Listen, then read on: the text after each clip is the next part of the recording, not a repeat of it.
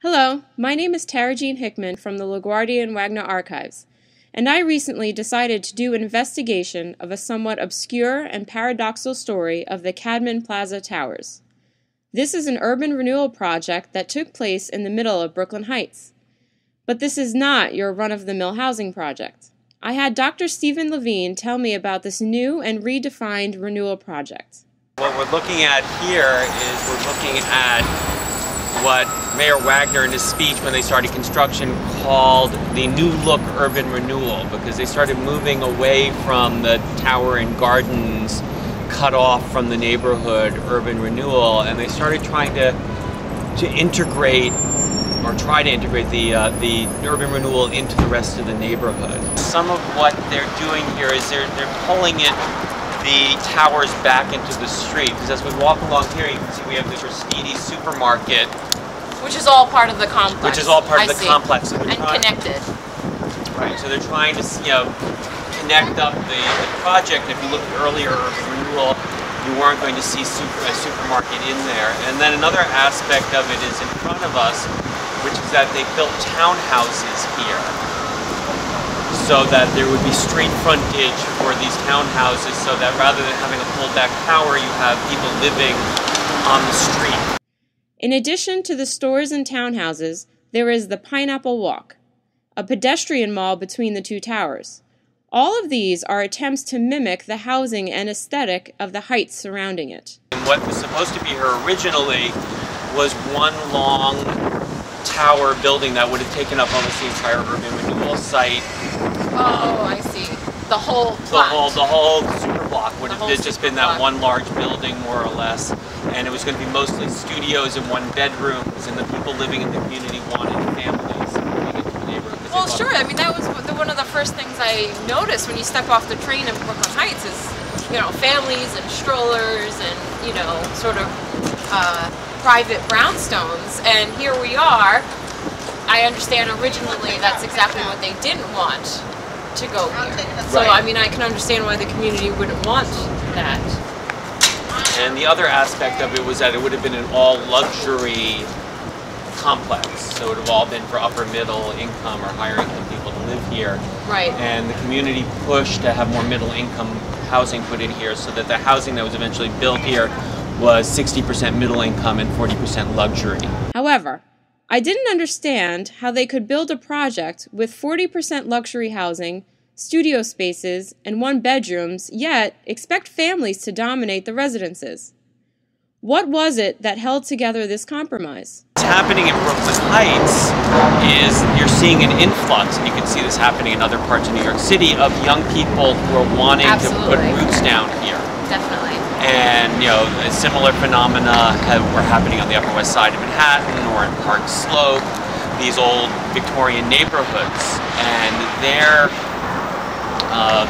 they're wanting to put roots down. They're wanting to have good schools in their neighborhoods. So they want to have families here to build those communities. I met one of these young professionals, Dr. Steve Lieberstein, and asked him about his experience moving into and living in the Cadman Plaza Towers. My wife and I moved into this building in May of 1973. We were among the first residents who got here. We'd been living in Crown Heights, which had just recently been renamed by the real estate people as Prospect Lefferts Manor.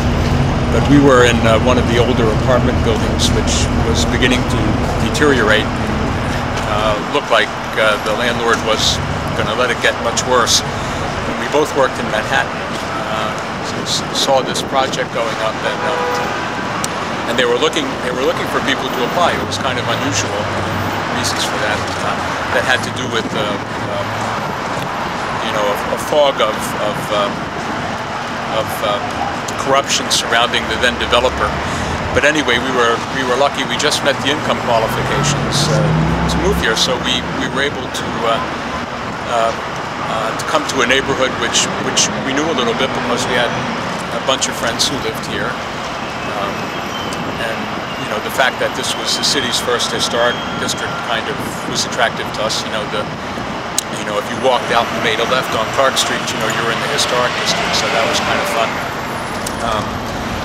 And the building wasn't falling down because it just went up, unlike our former building on Lincoln Road near Flatbush. So for us, this was a move up, although it was a bit of a stretch. It doubled our rent, and we just barely met the income qualifications. But actually, that was a good part of the building, also a good part of the project, because you know, it really was a mixed a building that had people who did all kinds of things, real working class people, you know, who I guess you would call urban professionals these days, you know, people who were teachers, lawyers just starting out. You know, I had friends who taught at New York City Technical College who lived here.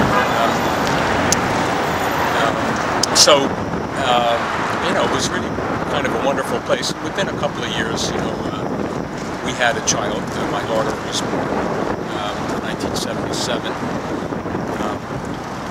There were lots of other young families here. Our closest friends lived in the next building over, 101 Clark Street, which is part of the same Cadman Towers project. And we worked together to create a parents cooperative play group that met twice a week in the community room right off the lobby here at 10 Street.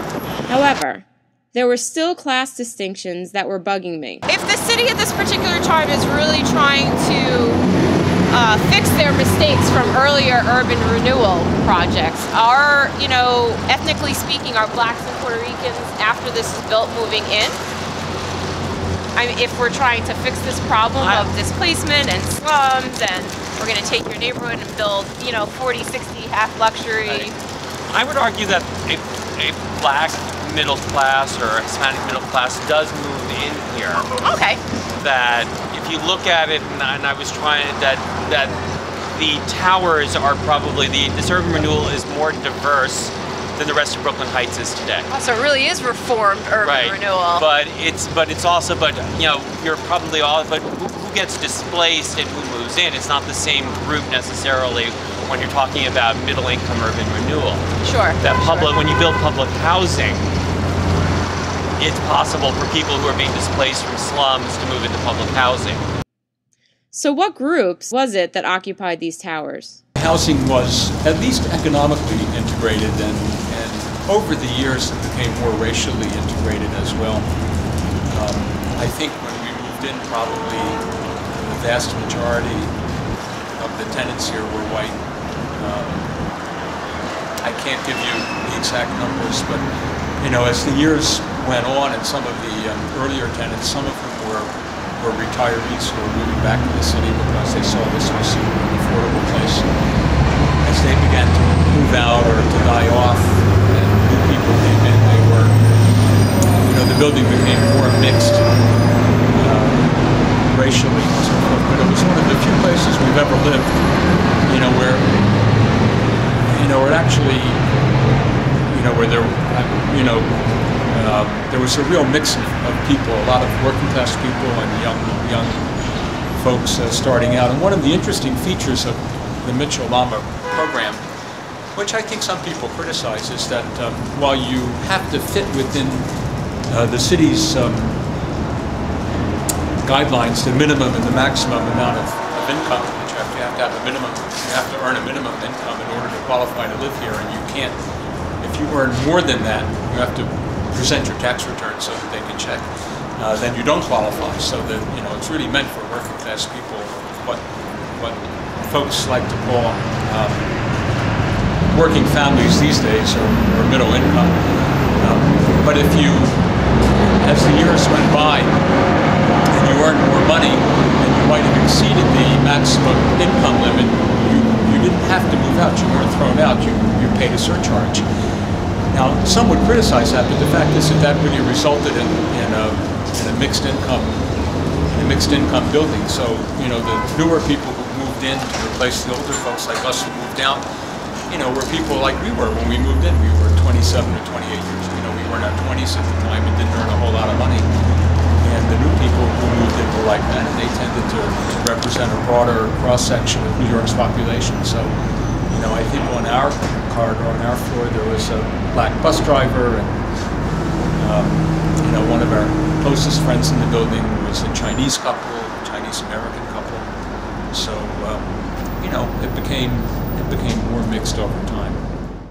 Tentatively, it seemed to me that for the people living in the towers, this project had worked. So, Cadman Plaza urban renewal. You think it worked? I think it works. I don't know if it worked exactly as everyone wanted it to. Everyone meaning the Brooklyn Heights. Brooklyn Heights, and the people who designed the urban renewal. Right. I mean, I don't think putting these buildings on platforms, like the one behind us is on a kind of like raised up from the street, was a good idea, because I think it cuts it off. On the other hand, I think these townhouses are nice. And I think what it did, though, is it did create a lot of new, good quality housing. So if you're thinking in terms of let's get rid of substandard, deteriorating housing, and right. let's put in new, modern housing and create a lot of new housing that people generally like, then on that level it worked. And I think some of the aspects of that reformed urban renewal was successful. I think, the Pineapple Walk. Yes. Is nice. Having the Verstiti supermarket as part of the development, I think, worked well. And I think these also. townhouses worked as well, architecturally speaking, as compared to other urban renewal developments. This was a terrific place to raise a family. So we were, ironically, beneficiaries of an urban renewal project that I probably would have been opposed to, had I been one of the original working class residents of this area who were undoubtedly displaced by the urban renewal project, but I wasn't. I came from outside, and even though I think I've been critical of this kind of a building there, for us it was, I didn't worry about the building burning down because the wiring was shoddy as it was in the apartment that we left. It worked. Everything worked. Had new windows, so the windows didn't leak. That kind of thing. So for a young family, this was a good move. But the question still remains about the integration of the towers and the people inside into the community. Any architectural feat or urban planning blueprint means nothing without the effect. So we want to hear your stories and theories of how this project, an urban renewal project, no matter how reformed, practically works in 2011. How is the community built around and inside of this project? Does it work? Please send us your stories to the LaGuardia and Wagner archives following the link posted below, so as to record the real history of this scheme to create affordable housing for middle-income residents and plant it in the center of an upscale neighborhood, now one of the wealthiest in New York City.